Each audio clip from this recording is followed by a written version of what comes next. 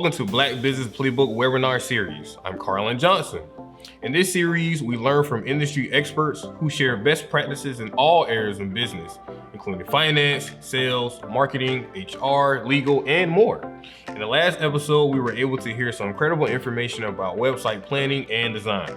Today, we will hear from attorney Veronica Anderson, who will be walking us through key contract concepts and share ways to make sure your business is protected. Veronica will share clear insights of what terms you should fully review prior to signing any contract. Let us get started on today's presentation.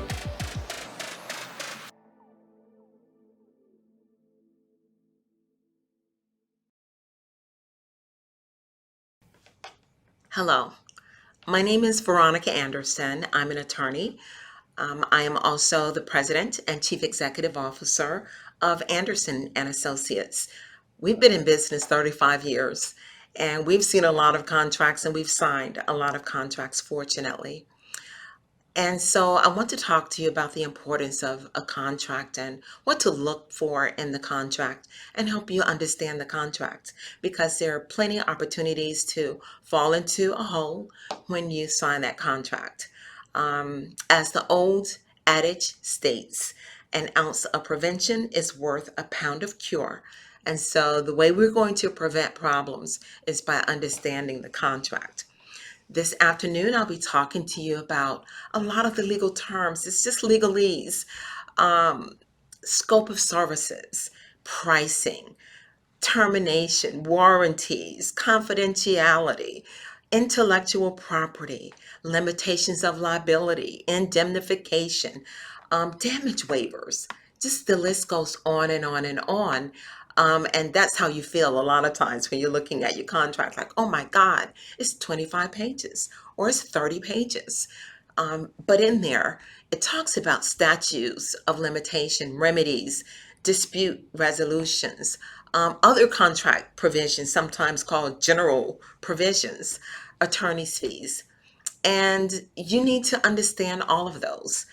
I'm going to tell you a little bit about my company so that you can see what the background we're coming from. And you'll see that we have indeed reviewed or signed quite a few contracts in our days. So, as I previously stated, I've been a lawyer. I am a lawyer. And I've been a lawyer for 35 years, which has given me a chance to understand government contracts. I was the Minority Business Enterprise Coordinator for the City of Orlando, also the manager of Orange County's Business Development Division, which is allowing for minority and women businesses to get contracts with the county. And I was also appointed to the state of Florida's Office of Supplier Diversity. I was the executive director at that position. So I spent about 13 years in government, and I've been in business 20 years. Today, we're going to talk about protecting your business from contract pitfalls. Yes, the contract is long. It's 20 pages, it's 25 pages, and it contains so many legalese that are critical to the success of your company. We need to talk about the importance of contracts, the purpose for it. It's to make sure that there is an understanding between the parties, that everything is clear, and that you exclude things that you don't want in your contract. So we're going to elucidate the importance of the contract and what needs to be included and what you need to look at a little bit carefully. We're going to explain the typical contract clauses and what you need to know, and what is your role. And so sometimes I'll go back and forth between the roles, but the idea is to make you understand the importance of that language in your contract. And so, again, we want to make sure there's a meeting of the mind. This is proof of what you agreed to. Always go back to the contract. Was it put in writing? Hopefully. Please avoid oral contracts. I know that people have come to me and said, well, it's the contract, it's oral. And yes, there are oral contracts. But let me just say this. If your performance or if performance is over a year, it has to be in writing in order for it to be a valid contract. So just try to avoid oral contracts and at least jot down some terms and conditions. And so I wanted to focus on the scope of services. It is so critical to understand that what's in writing is what you're going to be held to, not what somebody told you before you got the contract or what somebody told you after you signed the contract. Get it in writing. If there's a change afterwards, get that in writing as well. Because when everything hits the fan, you have to go back to the contract. And that's what's going to rule the day. And so I always like to say, look at the scope of services. You were on the phone, you were talking to this individual, they were telling you what's going to be in the contract. You agreed, yes, I'm going to deliver that in 30 days, and I'm delivering 50 widgets in 30 days. That's the agreement. Well, once you get the contract, you look at it, and maybe it just says you're going to deliver 30 widgets, but it doesn't say how long or the time frame. And so you want to look at things like that and go back to the individual who has given you that contract to make sure you craft out the details very, very specifically. One thing I always tell my clients, watch out for scope creep. What is that? That's when you have a contract, you've agreed, it's very clear, it's very specific, but every time you look around, there's more being added to your plate to do this and do that. It's not in the contract. They said, go ahead and get it done. We'll talk about that later. We'll put it in an agreement later. We'll do a change order later. No, don't do that. I consider that scope creep.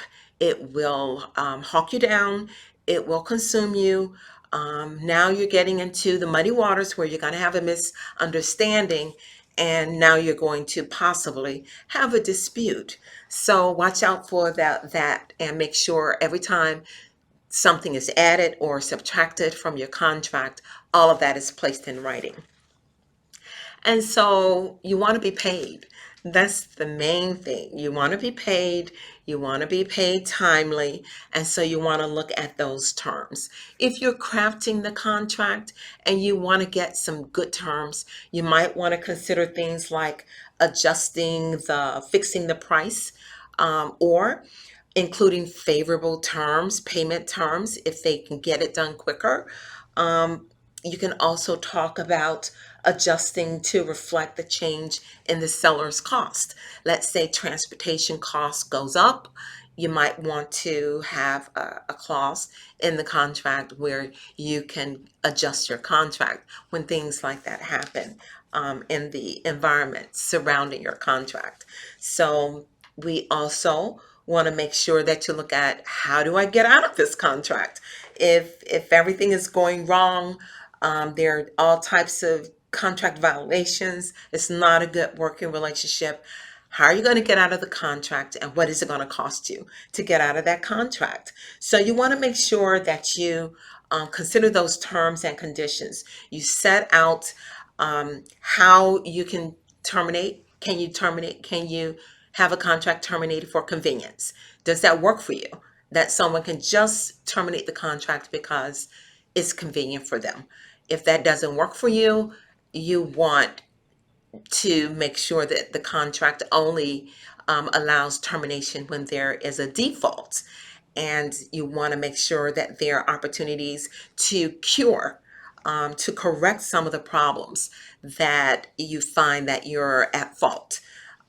You're given a time frame, 10 days, 15 days, to correct something, get it back to the owner of the contract, and see if then that can put you back in compliance with your contract. So termination clauses are very, very critical, and make sure you understand how to get out of the contract, as well. It's just as important as how you get in the contract.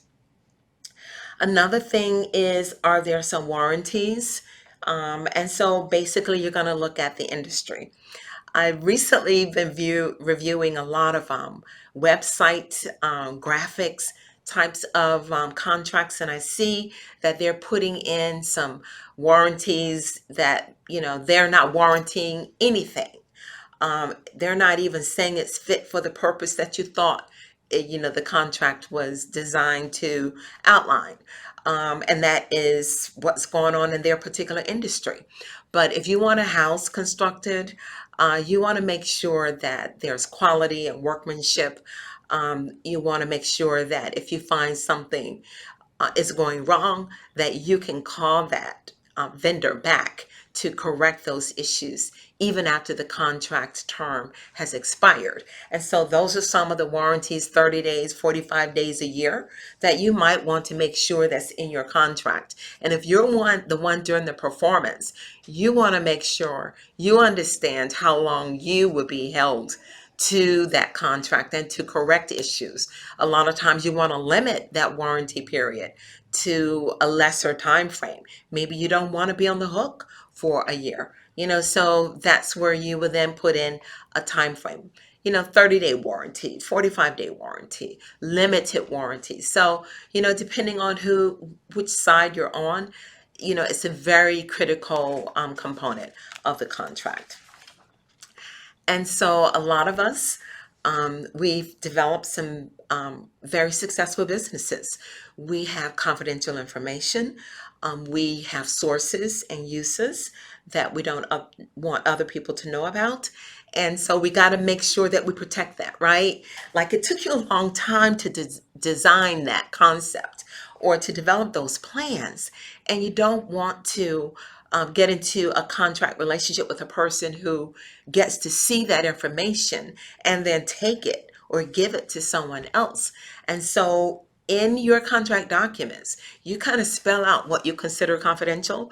You can say things like your strategies, your drawings, your publications, etc.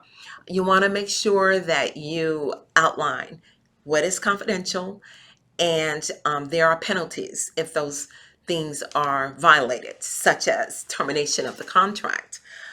Intellectual property, your logos, your trademarks, your copyrights. Those are some things that you want to protect. You don't want a person coming into your business being exposed to your intellectual property and then stealing it.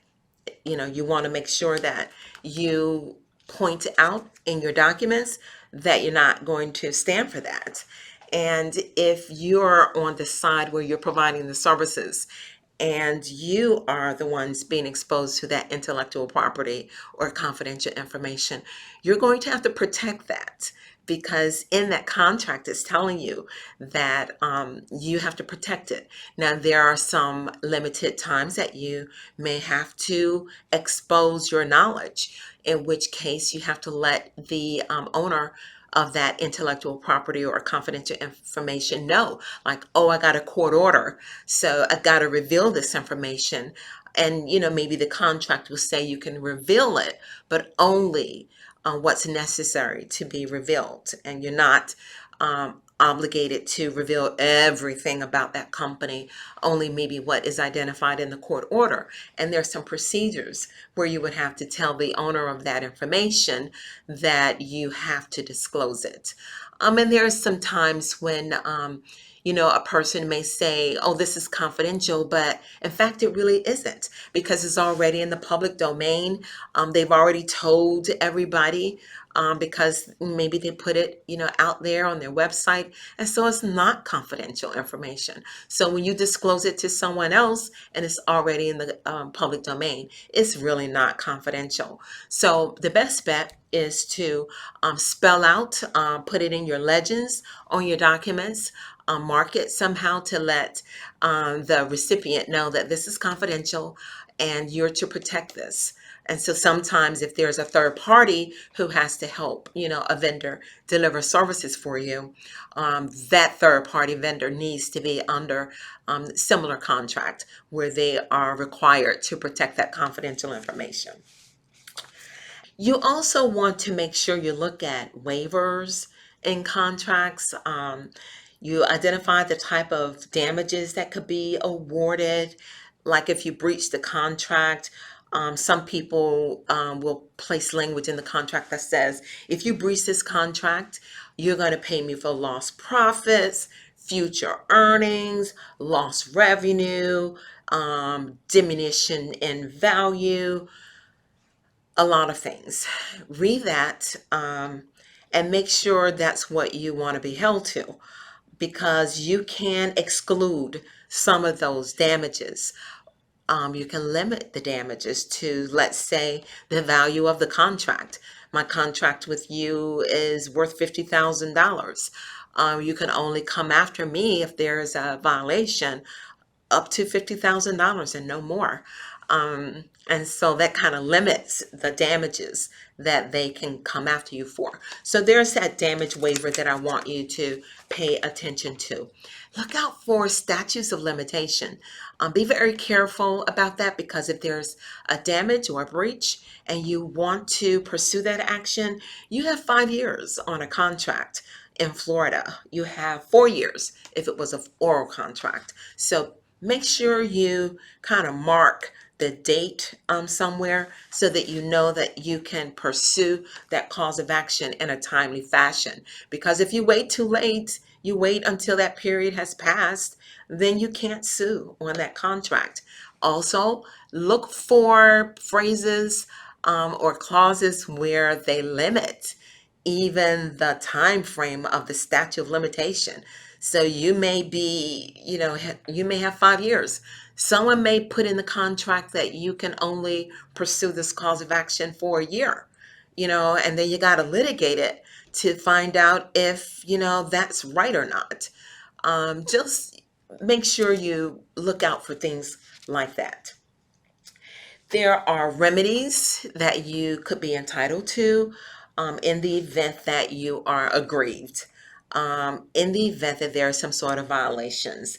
And so you want to look and see what remedies you are entitled to in case someone violated your contract. It could be that all you're entitled to per the contract is specific performance. That is, that they must do exactly what the contract required them to do. For example, in some real estate contracts, you'll see specific performance, which means you listed the house, you're going to sell it, and you will have to sell that house, because in that contract it says that in the event that you breach, the other party can come and make you do what that contract expected you to do. There could be other remedies, cumulative remedies for wrongdoing. So you just want to make sure that you avoid cumulative remedies when really the remedy should be narrowed. Now, the best way to make these determinations, of course, is in consultation with your attorney. And speaking of that, the attorney's fees. If you want to make sure that if someone breaks a contract, you want to make sure you put the provision in the contract that the losing party is going to pay the attorney's fees. And so that can be very, very expensive. And so if you don't put it in writing in Florida contracts, then you can't later collect on attorney's fees. You'll be responsible for your own attorney's fees.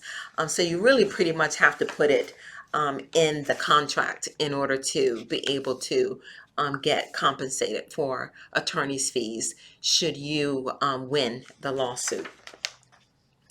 And so finally, there are always definitions and contracts. We like to work with our clients. We like to come up with a plan that they can live with. We like to grow with our clients. And so please feel free to contact us. You can contact us by phone, email, on the web, social media. We're in all those places, and we thank you so much for your time.